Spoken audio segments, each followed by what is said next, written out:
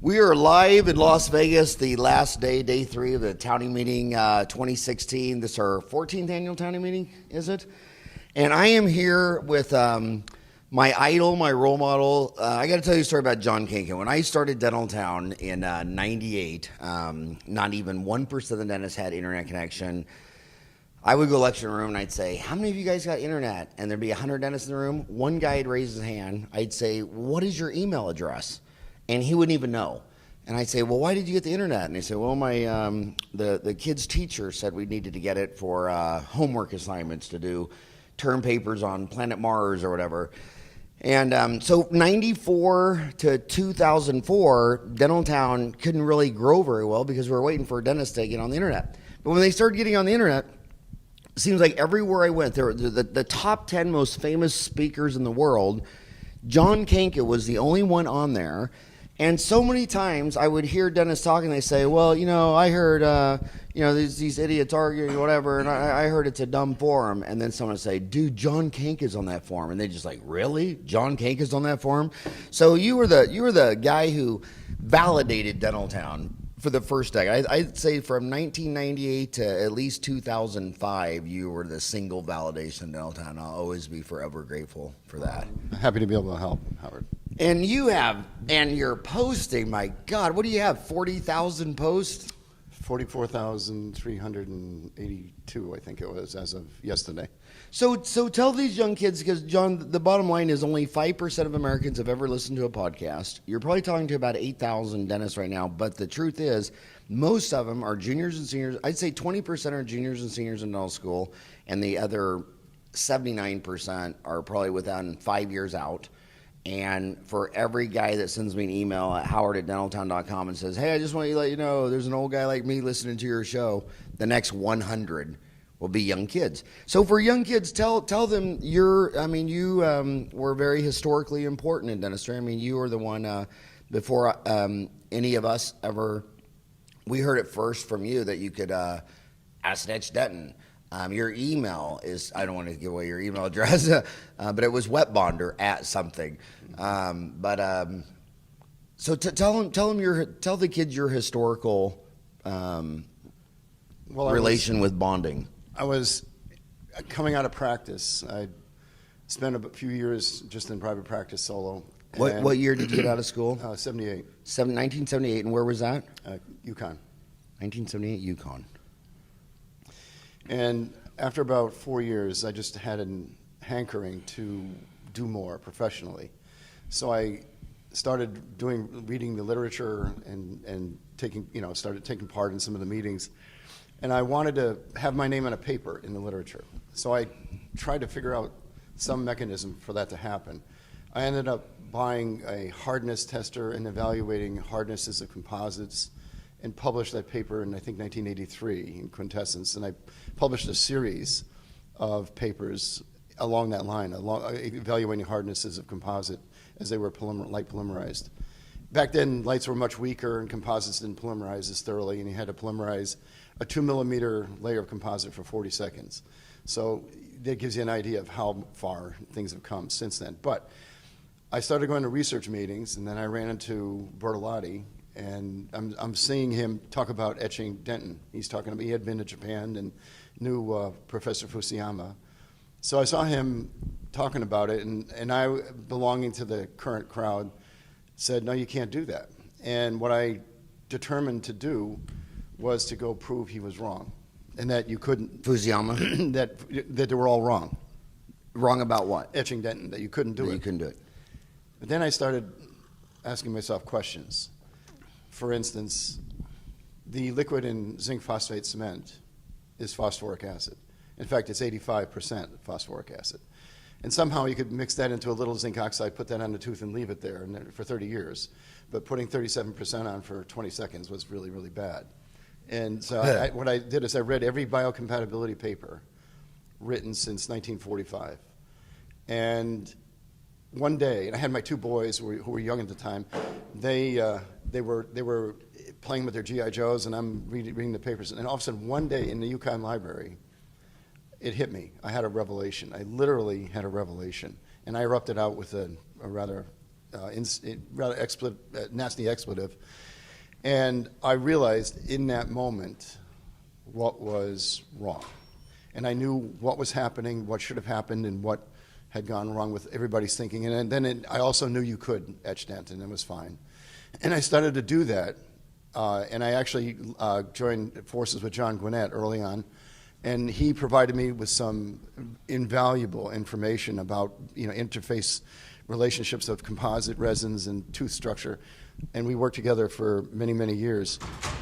And it taught me what was going on. So I had all my ducks lined up. I had my literature, I had my research, everything lined up. And then one day at the Academy of Cosmetic Dentistry in 1989 at Frenchman's Reef, I was doing a lecture, and then I said, because I'm a founding member of the Academy of Cosmetic Dentistry, and I said out loud to the audience, I said, I wasn't going to tell you this. And if you ever want a room, and you probably know this, if you ever want a room full of people to stop what they're doing and then get quiet and turn around and look at you, you just say, I wasn't going to tell you this. And I went on to talk about etching dentin, and the place just exploded. My name was on, it was everywhere, my face was everywhere. This is the guy who's going to destroy dentistry. This is the guy who's going to kill dentistry. This is the guy who's going to kill patients. And then in one of the tabloids, someone said, I want the endodontic practice next to his office. And that's kind of how how professionally I was received. And it was, nobody ever asked me questions about, how is this really, the right thing, or what have you done? And no, I got hammered. But so the summer of '89 was a very difficult year for me professionally, because I was getting pounded from all sides. And I just had to I realized then you just had to wait it out and then just accept that this was going to happen. It happened with etching dentin, and then soon after that I discovered wet bonding. And as I was doing research for that, I kept doing samples, and I would get a certain bond strength and then a certain standard deviation. And as I thought, okay, I got some high numbers and I got some low numbers. How did I get those high numbers? And so what I did was I tried drying it more, and the numbers were actually start to drop, and my standard deviation went up. And I did it more, and the number dropped further, and the standard deviation went higher. And you kind of intuitively go, I'm going the wrong way, even though that didn't make sense. So what I started to do was not dry it as much. And when all of a sudden the numbers started creeping up, and I left it a little more moist, and the numbers jumped up. And then I just shook off the water and put the adhesive on, and the numbers skyrocketed. They were numbers, bond strength numbers no one had ever seen before. And the standard deviation was really tight. And then again, I presented that at the research meeting, the IADR and other meetings. And again, people said, you're full of crap. It's not going to work. You can't do that. You're wrong. And I had another one of those things I had to sit out and wait. But I take pleasure in knowing that dentistry changed courses twice because of things that I discovered. And I am grateful for that. It didn't make me personally wealthy, but it, So repeat the two things. Was the validation of dentin etching and the explanation for why people thought everything was, that you couldn't do it. And I explained why you could and what the factors, let me give you an example. They would etch teeth. They put acid on animal teeth, and then they put a control material in. And 2 weeks later, there would be a burn in the pulp, 2 weeks. And I'm thinking, why 2 weeks? And then I saw an article by Gunnar Bergenholtz in 1978 who had taken lyophilized bacteria, put it on a smear layer, and got abscesses in the pulp within 30 hours. So I realized that the pulp could react very, very quickly. So why would something take 2 weeks? Why would phosphoric acid take 2 weeks to cause a reaction? And then I started looking at the control material. And I saw the control material, when you put the control material into cell cultures, different cell cultures, all of the cells in the culture die.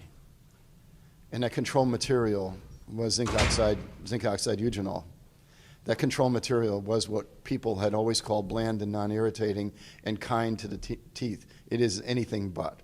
So what was happening back then is they would etch the dentin, tubules be opened up, they put this noxious material in there, and over 2 weeks it would diffuse into the pulp and cause a chemical burn. And that's why. And they attributed that to the acid, but it was always the control material.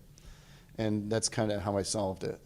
at that point. But it took reading, like I said, it took reading all of the literature to understand that. So, John, a lot of these kids are confused because, I mean, there's so many generations of bonding. I mean, what generation are we on now? 8? Yeah, thereabouts. Yeah. So, I mean, so can you explain what was generation 1, 2, 3, 4, 5, 6, 7, 8, and so You'll have a little bit of different opinion on this, but the first dental adhesive restorative was Severiton.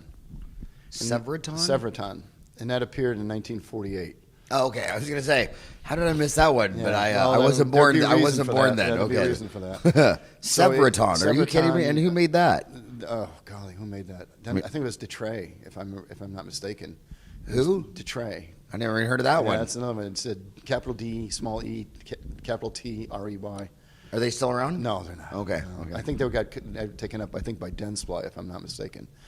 And so that was 1948. It appears in the literature in 1952 in the British Dental Journal. Kramer and McLean wrote a paper about it. And what was really interesting about that paper was that Kramer and McLean described what they call an aniline dye, what they call a blue staining layer.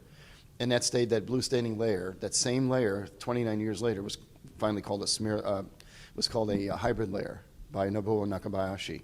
And so, but they were actually the first ones to see a hybrid layer. That was fascinating. So that was really the first one. Then came about 1977, Curare put out Nubond. So they had Nubond, which is a phosphate ester-based material. In 1981, 3M presented Scotch Bond, the original Scotch Bond, which was also a phosphate ester. These materials are the second generation. You would etch the enamel only, as if anybody could do that. Okay. So what was generation 1? Generation 1 was Severiton. And what was Generation 2 was Nubond and Scotch Bond. Nubond and Scotch? Okay. And that one you would treat the enamel with phosphoric acid, and then you would mix these two materials, mix them up, put them on a dentin, and go. These initially were self-curing materials. And Nubond was Curare, Curare, yeah. Kurarary. Kurarary. A-R-A. Okay, Kurarary. A-R-Y. Curare. Okay. And these were just self-curing materials. You'd mix them, 2 parts, mix them and put them on the dentin and the enamel that you'd etched. And just you had to kind of wait for it to set. But they were going to set by themselves. They're meager, but at least it was a start.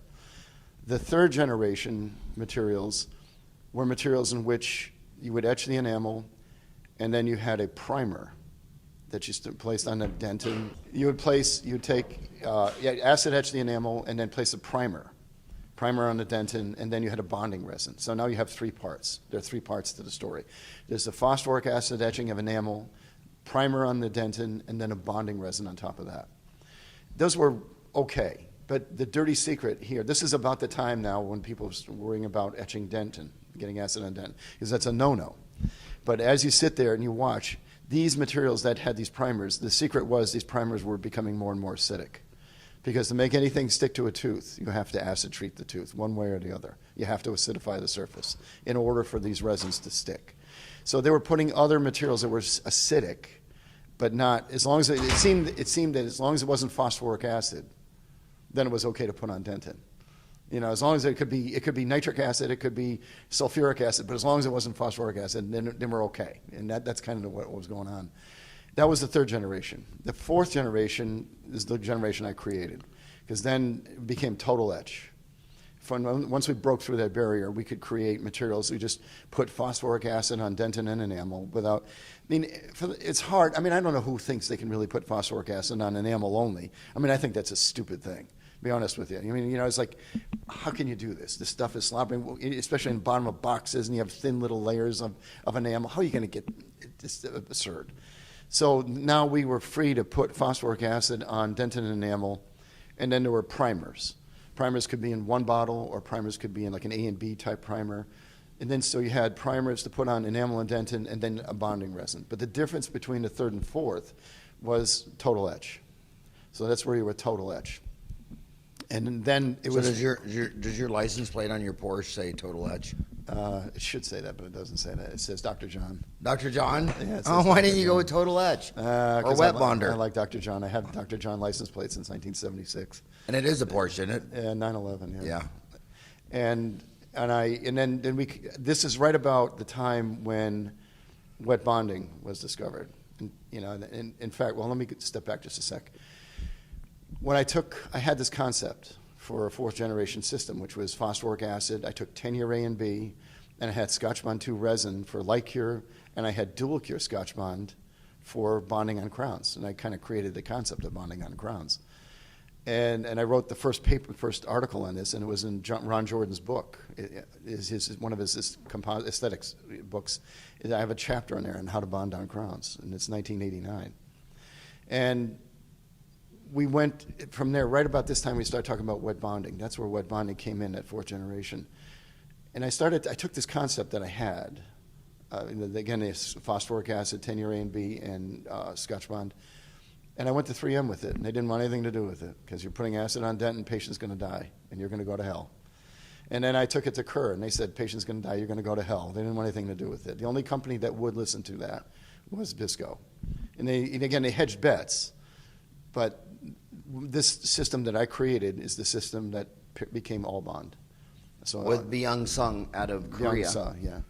Byung-sung. He was born in Seoul, and then he moved to Chicago? He was born outside of Seoul in a small town, but then they immigrated to the States, and he was working for another company, and then he decided to form his own What's company. the name of that city outside of Chicago? Chauvin or? No, Schaumburg is where the Schaumburg, that's where Illinois. the company is. And Yeah. were you guys collaborators on Allbond? I mean, or you took it to him? Or? The concept of the acid etch A and B and the resin that came right out of that was what I had. And then we had a couple other monomers to work with. It was still NTGGMA in primer A, and he had his own monomer in part B, which was called BPDM, or biphenyl dimethacrylate. So he was a chemical engineer? He was a chemist, yeah. He was organic chemist. So he had a background in that as well. So I took, first he offered a partial etch of dentin, then finally went full blown into full total etch. But that's where Allbond came from. And Allbond was a game changer. Oh boy, it was a game changer. Yeah, absolutely. And the funny thing, I don't have really tons of regrets in my life, but I should have asked for a piece of the action, and I didn't. Here I'm thinking at this time, and this is one piece of advice I do have for people. At this time, I was thinking history. I'm going to make history, and I did. I changed dentistry 2 or 3 times. I changed it completely. That's great, but that doesn't put your kids through college. So what I should have been, I'm thinking history. I'm going to be in history. I'm going to be in history. Yes, I should have been thinking tuition. And so my advice is, if you have a choice between rich and famous, take rich, because you can buy famous. And your 2 boys that you put through school are lawyers, and you're really a dental lawyer. I mean, you read that literature. I mean, most people just look at the summary box and say, "What do I need to know? How do I do it?" But you always read that literature I'm an investigator. Yeah, I mean, you remind me of like some Baptist minister quoting the Old Testament. I mean, you just know all the quotes. You know what I mean? You just know all the research. Yeah, I appreciate that. And you can quote that off the top of your head. Oh yeah. That's I have a capacity for remembering things like that. And okay, so now we're back. We're a 4th generation. The 5th generation, now it begins the pursuit of expediency and mediocrity. So instead of... What do you mean by expediency and mediocrity? We're going to try to shorten the number of steps. So we're going to take the steps down from 3 parts. We're going to have now phosphoric acid, and now we take the primer and the bonding resin and combine them into one bottle. And that's the 5th generation. You see things like 1 step, like prime and bond, this kind of thing. This is your 5th generation material. The 6th generation material is further effort at expediency. 6th generation materials don't have any phosphoric acid around them and in them. They depend on acidic monomers to attach to teeth. But for the most part, though, they do not etch enamel as well as phosphoric acid or as well as a lot of other things. So you're giving up something when you're using a 6th generation material. Those you would have, they're either 2 parts. Either you put part 1 and part 2, or you mix the 2 together and put it on. I mean, so 6th generation were two parts, but no phosphoric acid, no rinsing. Then we jumped to the 7th generation, which is now, again, the great leap into mediocrity. We try to do everything in one bottle. So all you have is one bottle. And again, you're depending on the acidic nature. What are those brands? You have things like Albon Universals, 3M's Adper Adhesive Universal, a number of those. We have one superb, it's like that. In my opinion, you should never use those without somehow conditioning the enamel first, because they just don't etch in it. They'll stick pretty decently to dentin, because dentin's easier to work with. But the key in adhesive dentistry, in long-term survival of restorations, is making sure you've got an adequate preparation and etching of enamel. And my advice is absolutely to make sure somehow you condition the enamel. So what? So we're at 8 now. And then I would argue that what I created, the newest material surpass that we have, I would argue it's a newer generation, but it's kind of a combination of 2 generations. It's a little bit of the 4th and a little bit of the 6th. There's 3 bottles, but there's no rinsing. And the nice part about surpass is it emulates a 4th generation material, but there's no rinsing. There's no how wet is it, how dry is it. Everything is either all wet or all dry. Let me make the point that the 4th generation has been called the gold standard, and today that's as good as you can do, other than surpass. That's realistically as good as you can do. Nothing is better than, again, I would argue surpass is better, but pretty much almost nothing is better than the 4th generation of materials. But people are seeking to do things faster and faster without, again, willing sometimes to give up performance for that. Now, what I try to do is create something like a 4th generation material that's just much easier to use. You didn't have to rinse anything. You didn't have to worry about how dry it was, how wet it was. So I would argue that was a successor generation. Okay, so where along this journey you did start your own bonding company? Well, actually, I didn't. I joined forces with a couple of my good friends, Scott Lamarand and Chris Colton, who formed their own company. They used to work for Bisco. They left Bisco several years, well, I think it was probably 20 years ago now.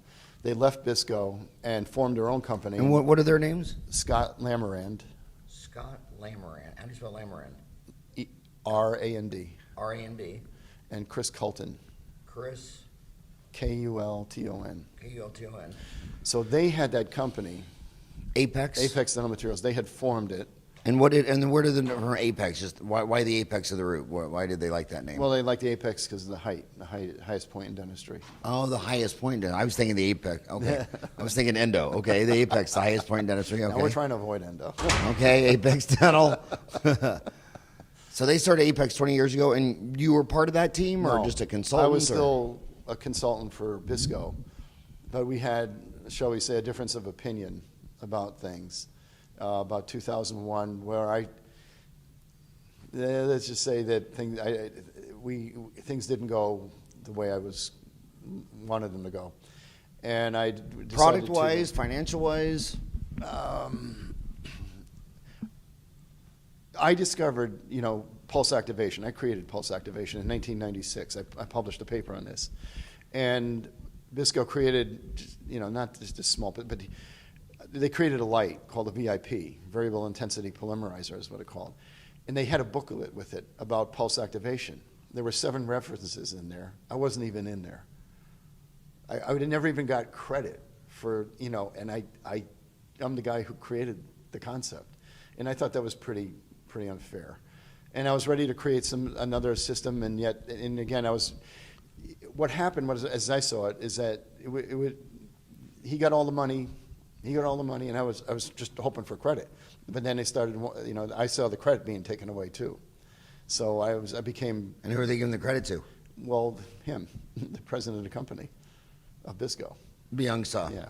I mean, that's kind of how it went. And so I reached a breaking point with that, and I wanted to do something. And then because I had a concept to create another bonding system, and I departed, and then I joined forces with. I heard Scott was around, and I called Scott, and I said, "You want to work with me on something?" And I had always liked Scott. We got along very, very well, and he said, "Sure." And so from that point, right about 2001, is when we got together, and 2001, 2002, and we started creating things. We created first Simplicity, And then a few years later, we created Surpass. Okay, so what year did Simplicity come out? 2002. 2002. And what do you 2002 was Simplicity? Yep. And Surpass was what? 2006. 2006. So which one of those do you like better? Oh, Surpass. Surpass? Oh, Surpass is killer. Surpass is Did killer. Surpass Simplicity? Yes, it did. Yes, it did. And yesterday, and I had a friend of mine, in my private messages in Dentaltown, because I get a lot of those in Dentaltown. Kids, especially younger ones, looking for advice, and they tell me the guy I work for won't let me buy the right materials, and I'm supposed to use this. Can you tell me the best way to use this? And I do try to help them out. But he said that somebody sent me a quote from a Bisco ad that says, that Albon 2 is still unsurpassed. And I thought that was pretty funny, because then that's exactly why it was written like that. Right. So you're not a owner of Apex then? If you look in the corporate minutes, I'm not. But we have an understanding that basically, that's a three-way ownership. Yeah. But if you strictly by the letter of the law, I'm not. Yeah. But I am from the standpoint. Could your two lawyer sons defend you if something went wrong? Yes, yeah, oh yeah. But I own the patents, so that's. Oh, you own the patents. Yeah, I own the patents. Okay, so then so let's explain to these people. I mean, dentistry is kind of weird in the fact that when you go to a course, they're always showing full mouth rehabs. Yet 96 out of 100 crowns sent to a lab are 1 unit. And the bottom line is what I do every single week the most is an MOD composite on a molar. Right. So anybody can do an occlusal, but an MOD is tough, especially you don't want post-operative sensitivity, you don't want to light contact, you don't want to packing food. Well, you just detailed how you would do an MOD composite on a first molar. Well, all right, do we premise that we remove all of the decay properly? Well, I mean, would you numb it up with Septicane, Articaine? My Carbocaine is my go-to. Okay, why is that? I just like Carbocaine. It's a fairly good anesthetic, and it's a fairly short-term anesthetic, and then you can use it on anybody. You don't have to worry about systemic conditions at all. And I've just been Really? I've always enjoyed that for. How long has that been your go-to?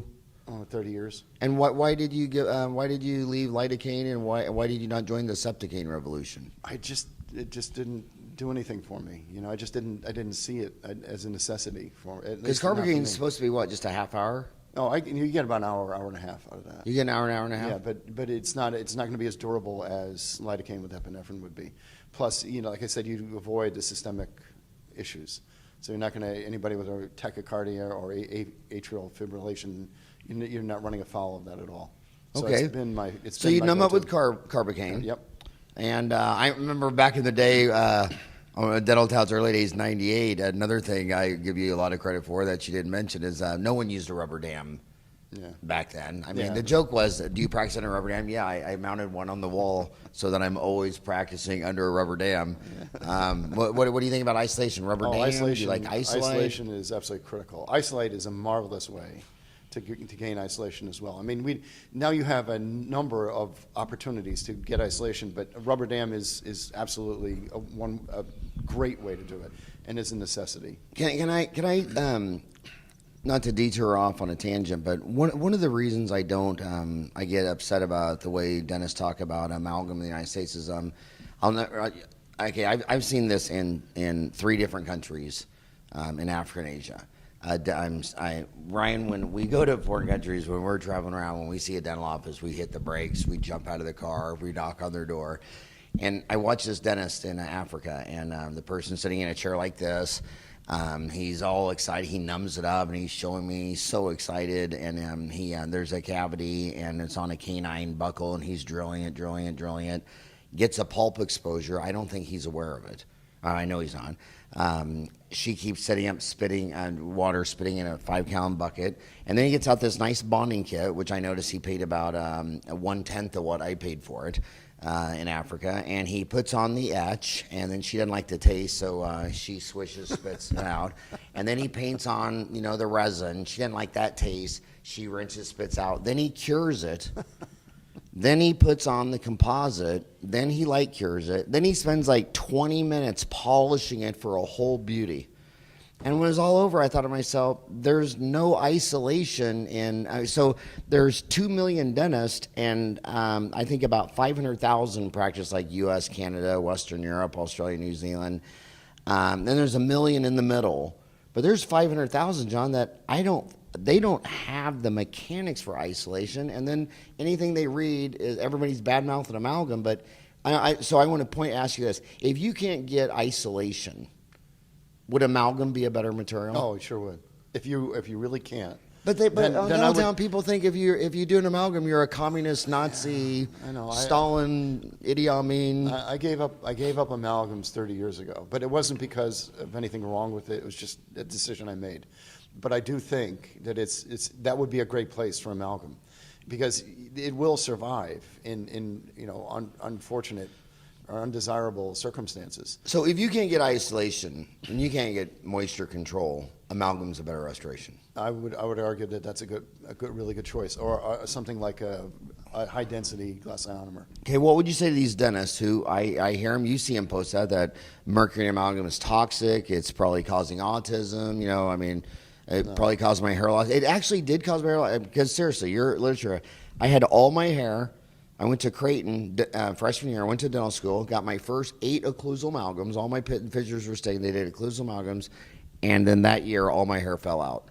So can we say for a fact that my 8 mercury fillings caused all my hair loss? No, I think it might have been going to Creighton. It was just going to Creighton. So what do you say to you hear the mercury haters? Yeah, I think that's nonsense. It's just nonsense.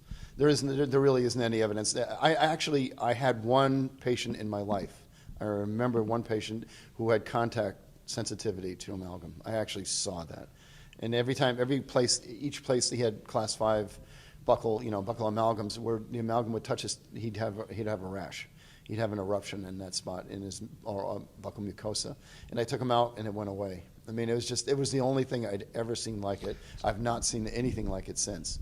But I still would. But that could. So what did you think of that whole Hal Huggins revolution that we lived through? I give it no credibility at all.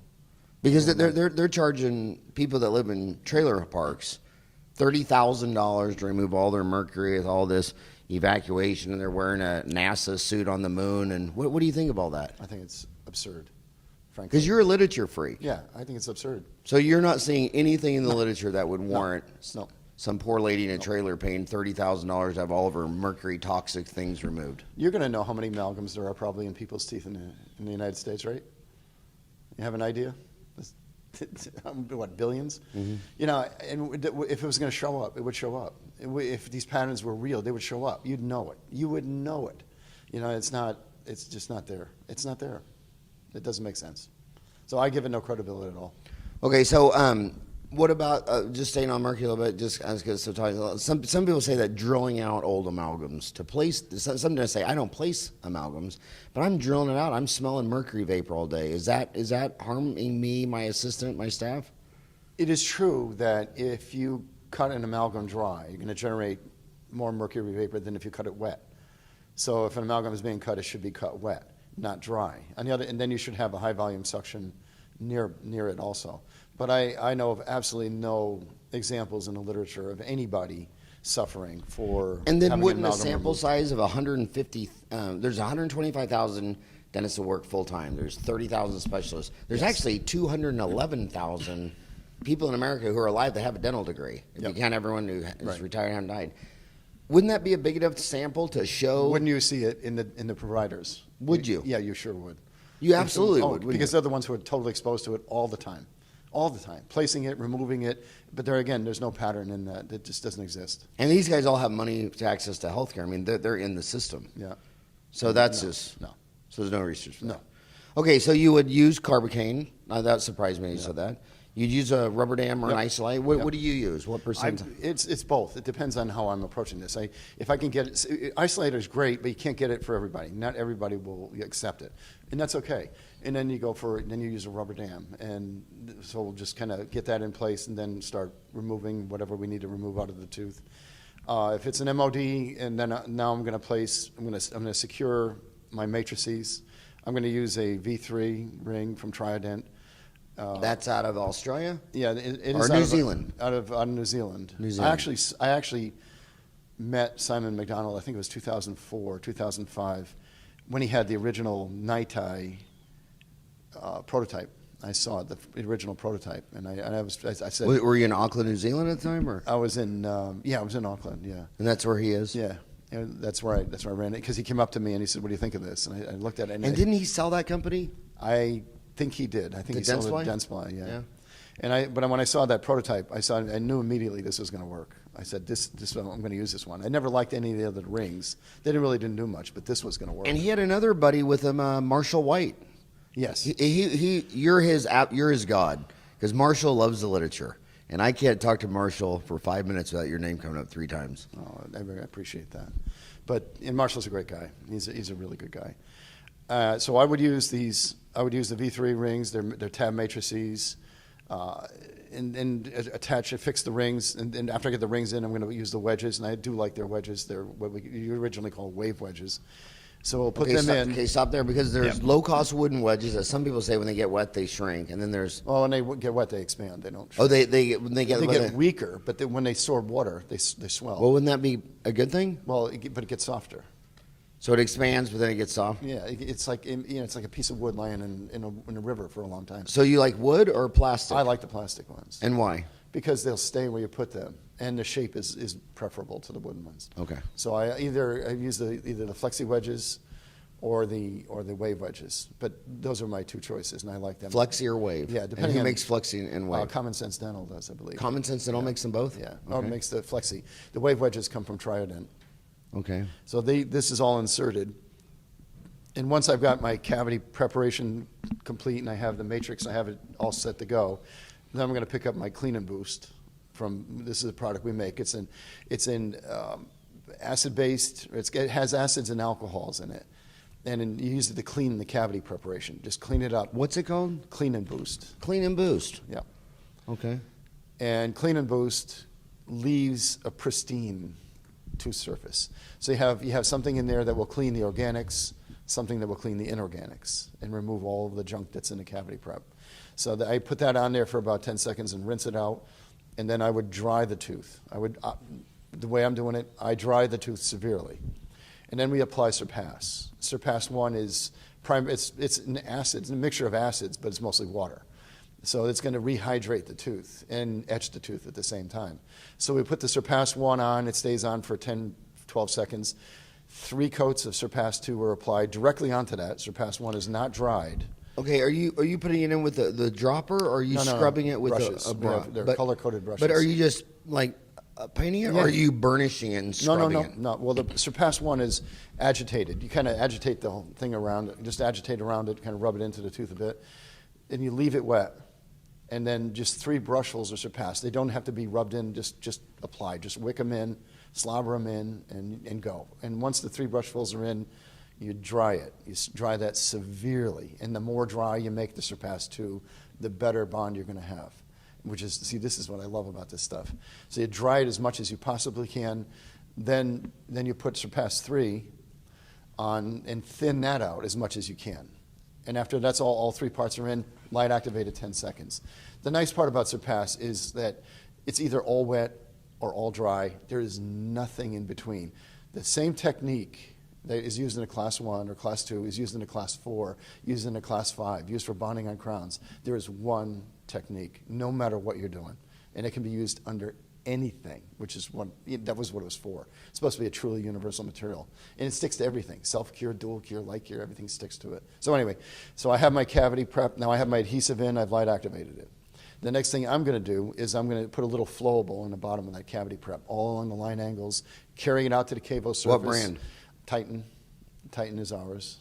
Okay, so Apex makes Titan. Yeah, Titan. And is that a dual cure? No, it's a light activated. I mean, is that a... What type of composite? Flowable composite. Flowable composite? Yeah, I like that because you can place flowable composite in the bottom. You can see if there's any problems. You see if there's any defects or if there's any bubbles or voids. You can see it. And that is a very, very critical spot, that bottom of the cavo surface margin in that box. That's where teeth die. that's where restorations die. So you have to be really, really careful about making sure that stays secure and properly constructed. So you get the flowable in there, that's light activated for 10 seconds, and then we incrementally start to add another composite that we exquisite restoration, which is again from Apex. That goes in, and we fill that up, and then light activate the segments, and then off comes the matrix and the rubber dam. We do the adjustments and polish it all up. Now, by the way, you talk about putting your kids through college. Why isn't that an online CE course, John? Do you? I've been begging you since I know you we have. started online CE in 2004. Now they're on the iPhone, they're on the Android, the Samsung, the iPad. But here's where you hit on the phone. We put up 350 courses. They've been viewed over 550,000 times. You'd be selling Surpass and Titan and all that in countries. Well, you could find them on a map, but a lot of our listeners couldn't find some of these countries on a map. That's a big procedure. And the thing that these young kids are doing with their iPhone is instead of going to a course like you and I always had to go to a convention, we had to get in a plane, stay in a hotel, go to a convention. These guys, since it's Apple, they get the Apple TV. Have you heard of the Apple TV? I've heard of it, yeah. Yeah, so it's just a little thing like the size of an iPhone. Yeah. So they pull this up on their iPhone, and then they hit their big screen or bedroom or front room, whatever TV's on. And now they're watching it on their 60-inch big screen in surround sound. And they tell me that once you take a course, in your own living room rocking chair on your own surround sound where you can pause it if you need to go to the bathroom or get a beer or whatever, they just never want to sit in a convention again. And that would just be see, here's the there's one by Restorative Dentistry. The top one is Nicholas Conte. Why isn't that John Kanca with 40,000 posts on Dental Town? Well, we're going to have to do that. I wish you would. It'd be the best damn marketing you ever did for your company. Yeah. And what I like about it is you're a legend. I mean, you're the real deal. And the other thing I liked about you the most is the thing I respected you the most about, not just your contribution to dentistry, is that why did OJ not take the witness stand? Because he killed his wife and her boyfriend. Wife, yeah. They can't put him on the witness stand. And so many of these you can see who's. I mean, there's 210,000 dentists on Dental Town, but who is conspicuously missing? People out there lecturing, saying shit that they couldn't say in a message board room, or guys like you would just start quoting research, saying, "Dude, you're full of shit." They can't take the witness stand. And damn it, you have been on the witness stand since 1998. And no matter what anybody throws at you, you're there, you're laughing, you're answering it, and you won over the whole damn community. Yeah, well, again, I appreciate the kind words. Yeah, you have. You won over the whole community. But what I want to do is I want to make this message faster, easier, higher quality, lower cost.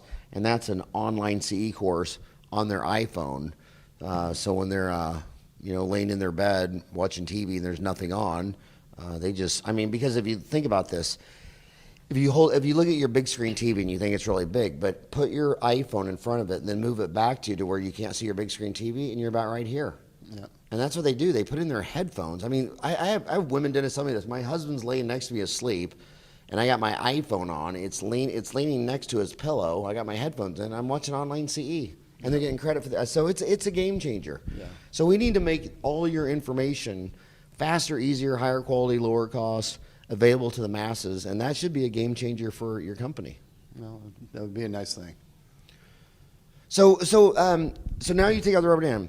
Is polishing cosmetic or is that real? Some people talk about, when you're done with the composite, you should acid etch the margins and reapply flowable. Yeah, I like doing that. I like sealing restorations. I typically will go back and seal restorations. At the time it's done? At the time it's done. So talk about that. Well, polishing is a necessity. I mean, you don't want to have rough surfaces. Rough surfaces will attract plaque. So you definitely want to have a smooth surface, and you don't want to have pits in there. You don't want to have stuff accumulating in it to stain it. It's a mess. So yes, you do want to polish restorations. I don't think you have to go crazy putting all kinds of tertiary anatomy and stains and putting decay back into the teeth. I find that folly. But you do need to create good occlusion, a functional occlusion.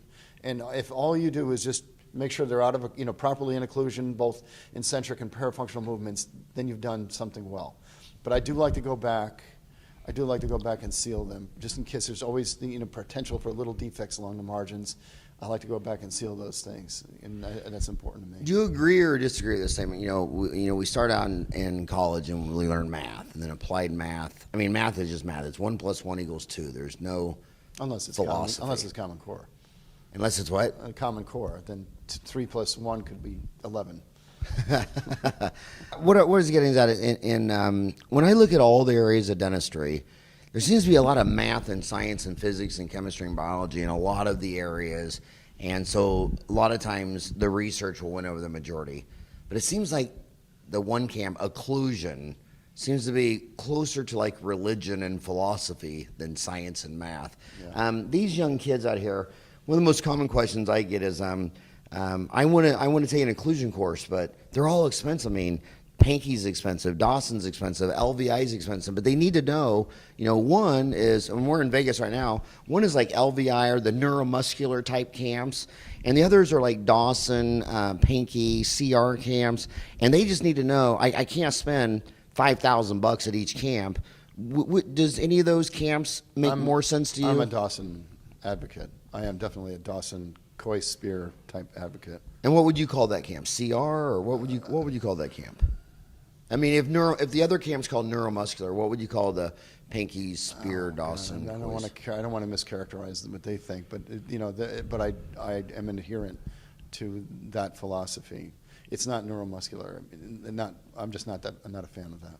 So you would tell the young kid, if you've got a limited budget and you're going to take an inclusion camp, you go to Dawson, or you see Dawson, Spear, Coyce. Yeah, something like that. Okay.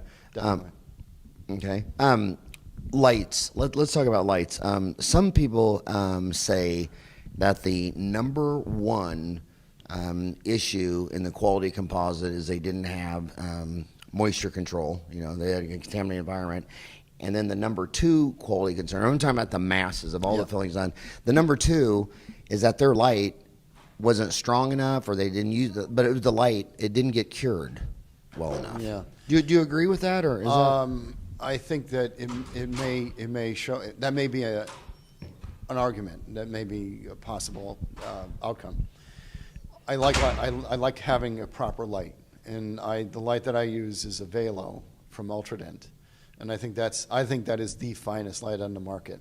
It has a number of different outputs. It has a broad spectrum of irradiance that can light activate any kind of material, and it's robust. So you can crank it, you can drop it on the floor, you can do a lot of things. The Velo. Yeah, the Velo. From Ultradent, yeah, South Jordan, Utah, owned by Dan Fisher. Yes, sir. Who always mentions you. I don't think I've ever heard a lecture of Dan Fisher.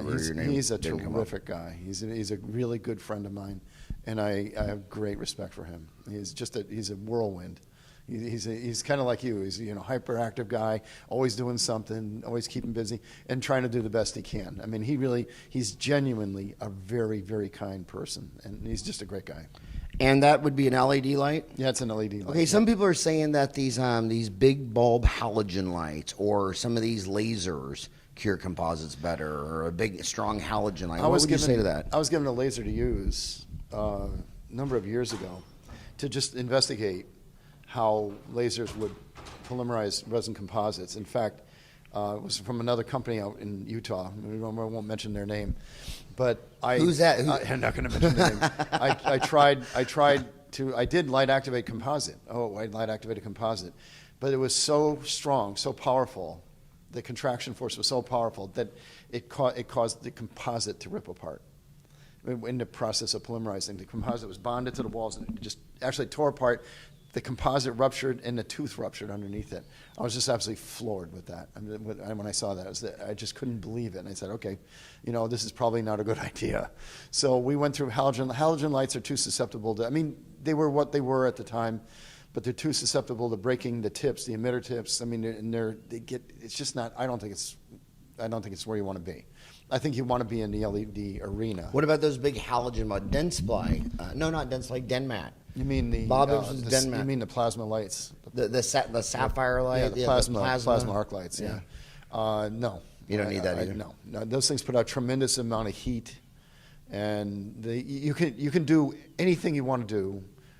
If you wanted a plasma emulation mode, the Velo has that in a tiny little stick rather than a big box. Okay, some people say that, but when they go around, one of the things that I like about the Velo, and you're the expert on this, not me, is a lot of dentists are using a light that's 10 years old, and it just slowly gets weaker and weaker and weaker. Yeah. But is it true the Velo, if you turn it over and the lights are on, it's strong? It's on. It's on. Pretty much, LEDs pretty much, they're on. It's either working or it's they're not. on or they're not. It's not on. a slow fade away. Not really, no. Yeah. No, they're either on or off, and that's the nice part about them.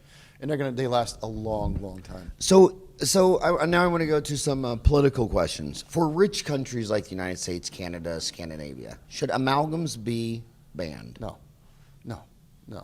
because it's still that would deprive a lower socioeconomic group of the ability to have restorations, because it's faster to place an amalgam, and you can place it at much lower cost than you can a resin composite. So I think that would be a bad thing to do. Yeah, I agree. So I've been asking all the questions. Is there anything else you want to talk about? Well, I just things that pop into my mind are one of the things that we run into that I find is a nuisance. No matter how you try to polymerize some teeth, you end up with white lines along the margins. White lines are fractures of the enamel. Sometimes the tooth is just it's taken such a pounding.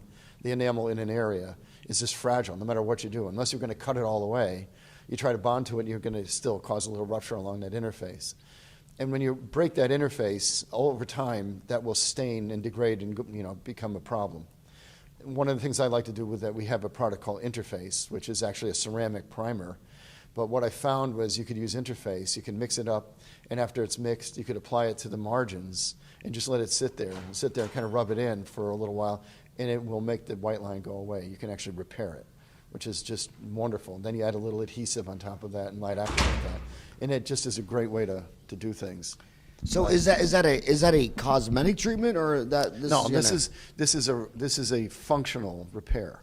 So because, like I said, a white line around a resin composite over time is going to turn into a brown line, and it become an access point for bacteria, for stain, for loss of the restoration, and this repairs that. So this is something, it's relatively new, but it repairs it, and I think this is a valuable asset. Well, I see you as a father figure leader in our industry. I mean, you've been in it a long time. You're a founding father of the ACD. You changed course of dentistry and research and bonding. So these are a lot of young kids, and they're so I want to ask you this. From when you got out of UConn in '78, no, you can figure it out. How to today, and but from today in 2016, is the profession of dentistry a better sovereign profession? Is it more sovereign? Is it more commercial? Is it going in the right direction? Is the dental playground better? Are you going to leave when you retire someday? Will you have left the dental playground better than you found it, as far as the macro, not what you did micro, but macro? Is dentistry headed in the right direction? No.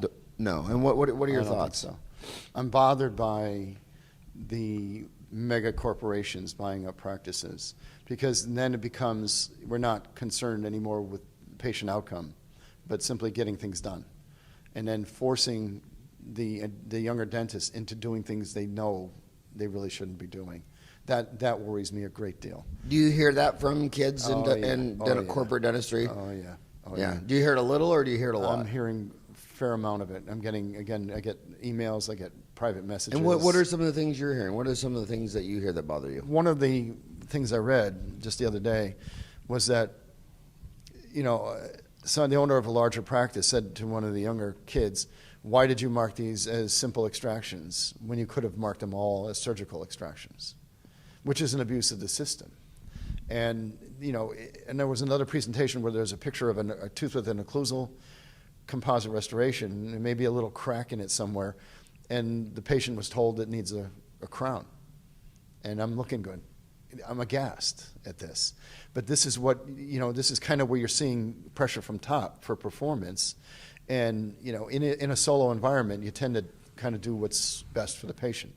But if you're an employee in a big corporation, then that becomes, the patient is a commodity now, an asset from which to extract money, and not so concerned about the long-term, health. And you hear hygienists saying that in some of these big corporate chains that they feel they have to stick tetracycline chips, perio chips in these pockets, but they go to courses and they're not sold on the idea, but they have to. Have you ever heard that?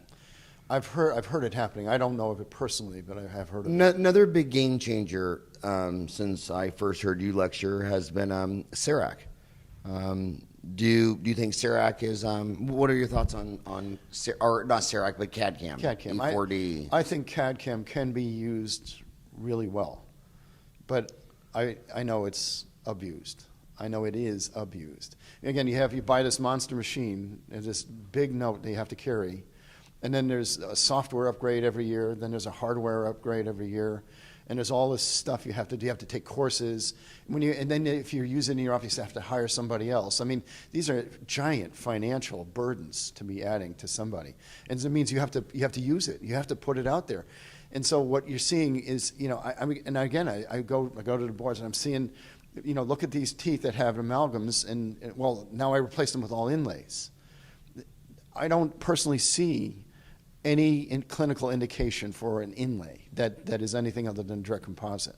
I don't see it. And I sometimes get in trouble by asking, why did you remove that amalgam? Well, it had decay underneath it. Well, yeah. How did you know it had decay underneath it? Because you took it out.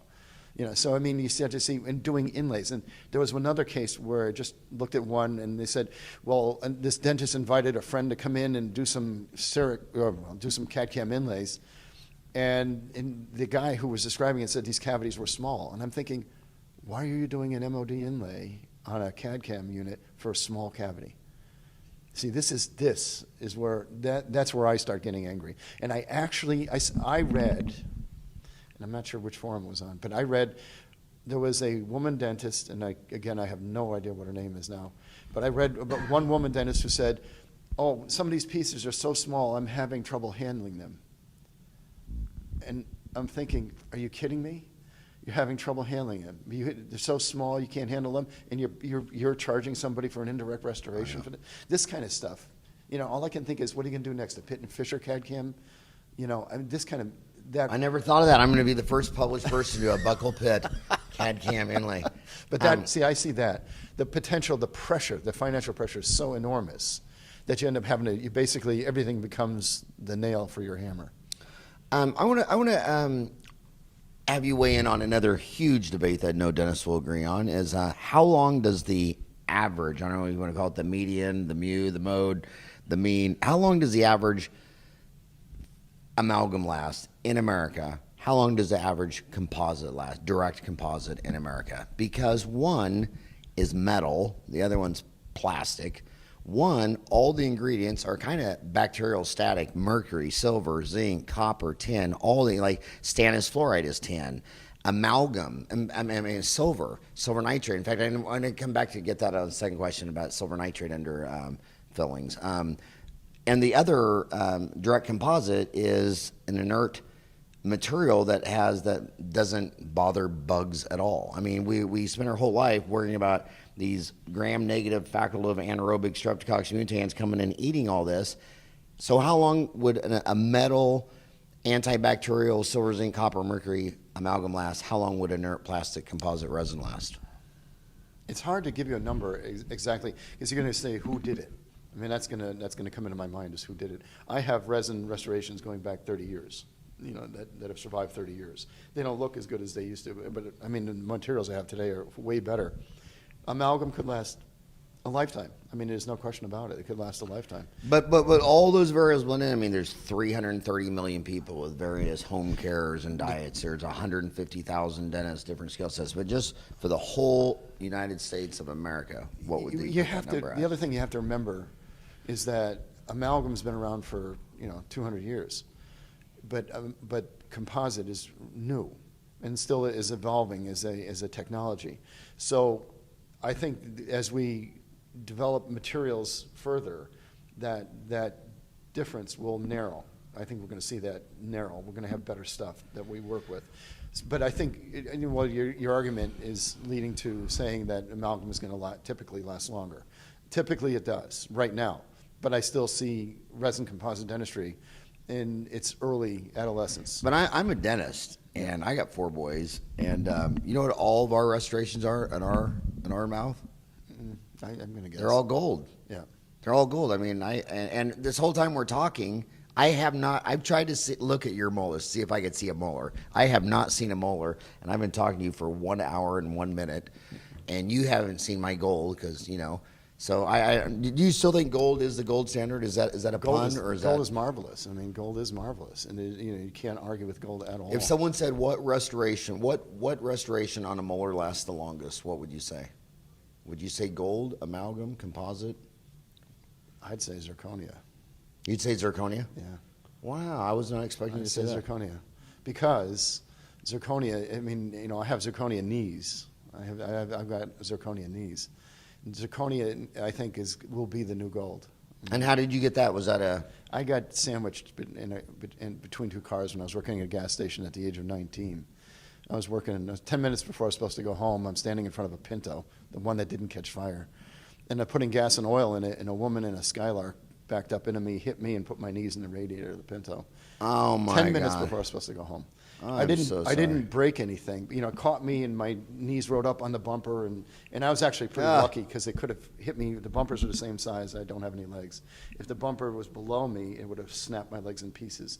So slightly higher, and it hit me, and like I said, my knees went up and into the radiator, and nothing broke because of that. I was able to fold, but I couldn't walk for a month, and if over time, that's it. One thing I want to get you on, we'll switch over to the pediatric dentist. Silver nitrate seems to come in and out to the history of Well, dentistry. silver nitrate, right now, the formulation would be silver diamine fluoride, not silver nitrate. Oh, okay, silver diamine fluoride. Yeah. And what's the brand on that? I think it comes out of Australia. I'm trying to remember the company, but it comes So what are your thoughts on silver diamine fluoride? It's effective, but it turns everything black. It still does do that.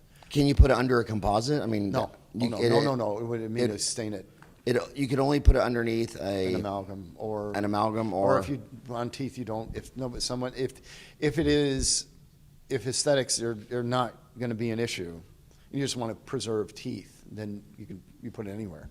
But where are you seeing it used today? That's a good idea. I think in third world countries that, you know, if you could put this in an arrest decay process, even if you didn't get to do much else, that's a pretty good thing to do. Okay, now I'm going to have to ask you a really controversial question. Some of these dentists they like caries indicators, and they keep staining, then they got a pulp exposure. Right. And then some people talk about affected dentin, and then others like, well, if you don't have a microscope, how do you know when you cross from one to the other? So my question, I can tell you. Oh, well, tell us. Yeah, because caries affected dentin doesn't stain. Caries infected dentin does. Is that right? That's right. Yeah, so if it's infected that with goes back to streptococcus, Fusayama. if that's infected with streptococcus mutans, then Yeah. it'll stain. It'll stain. And what stain do you use? Do you use stain? I use Seek from Ultradent. Okay. I definitely use it. And what percent do you use it on all your restorations? No, I'll use them when I'm getting fearful of depth. You know, I want to know, and now I know where you're going with this. And yes, the answer is yes, you can. Okay, You're going to ask your question. Your question is going to be, can you leave some stuff underneath? And Yes. and the answer is yes, you can, absolutely. The literature now is replete with study after study of study, and then meta-analysis after meta-analysis saying that it does not, if you want to arrest caries, you just seal it. There's a study by Eva, here we go. How much caries? There's a study by Eva Metz-Fairhurst and a host of other authors, okay, including Frey Rugerberg. 10-year study, published in the American Dental Association in 1998. 753 patients were followed for 10 years. 753. And all they did to take occlusal caries, bevel the enamel, and frank cavitation, and just sealed it all in. Just sealed it. Just restored it, sealed it, plugged it up without removing anything.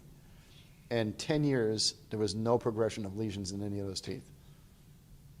That's the 800-pound gorilla of studies. And you can't ignore it. So would you be telling these kids that if the tooth is asymptomatic and when you went in you didn't think you were That's the key. The key is asymptomatic and no radiographic evidence of anything So you wrong. didn't think you were going to do a root canal when you started. You saw no evidence. It wasn't bothering them. Stop. When you think, as you approach, when you start getting nervous, when you start getting worried about how deep you are, that's when you stop. Stop. Just don't leave it. Leave it and seal it in. Because the literature does absolutely indicate that if you seal that in, you arrest the progression of caries. You arrest it. It either dies or stops. Okay, so what would you say to the other guy who says, I'd rather remove all the decay and then do a pulp cap? No. Carious exposures are precocious. They're unpredictable. Their success rate is not very high.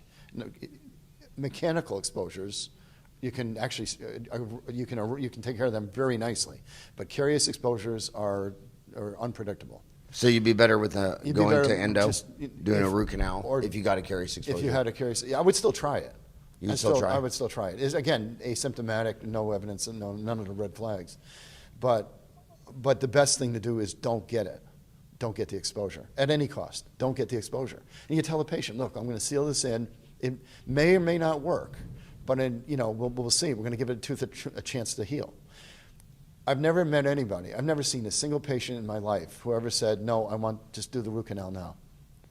And they said, if we can save it, we can keep it vital. If you can keep it vital for 18 or 20 years, they'll be very happy with that.